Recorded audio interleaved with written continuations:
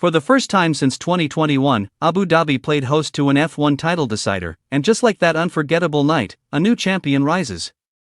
Lando Norris becomes the 35th world champion in Formula One history, capping off a dramatic, high-pressure finale that had fans, teams, and the entire paddock on edge. With McLaren stumbling through Las Vegas and Qatar, the spotlight on Norris grew brighter and heavier.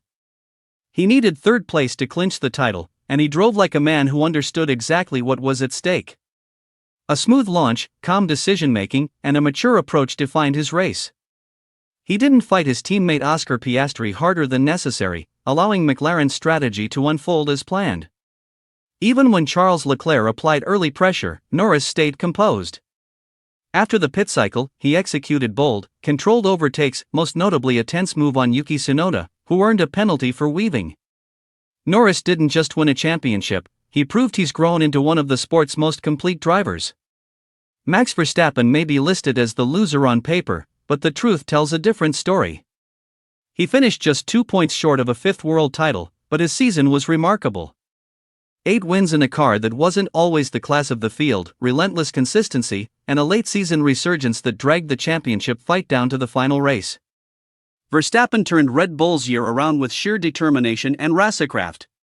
His victory in Abu Dhabi was a reminder that even when he loses a title, he performs like a champion.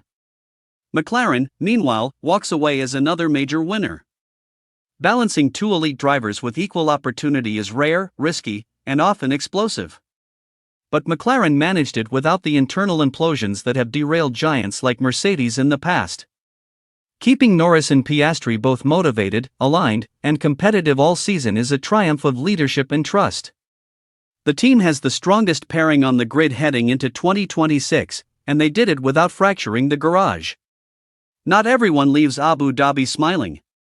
Alpine ended its final race as a factory team with a whimper.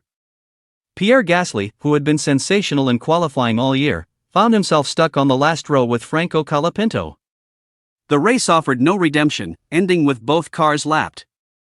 It closes a tough year for Alpine, who now pins its hopes on a fresh start with Mercedes power.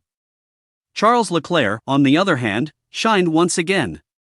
Despite wrestling an unpredictable Ferrari all season, he finished a confident fourth and showed flashes of the brilliance that has defined his year.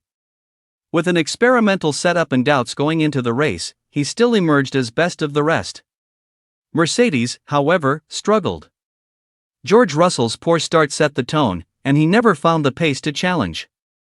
Andrea Kimi Antonelli fared even worse, finishing far down the order in a car that simply wasn't competitive. For Mercedes, the excitement lies not in how this year ended, but in how the next one begins. Esteban Ocon delivered a strong finish for Haas, climbing to 7th and helping the team secure 8th in the standings. After a stretch filled with doubt and frustration, he found confidence again when Haas needed him most. But for Yuki Tsunoda, Abu Dhabi marks the end of a 5-season journey clouded by inconsistency. He played the team role, helped Verstappen where he could, and fought hard, but his race was overshadowed by an over-aggressive defensive move on Norris. His 14th place finish reflects a season where effort wasn't the issue, but execution often was.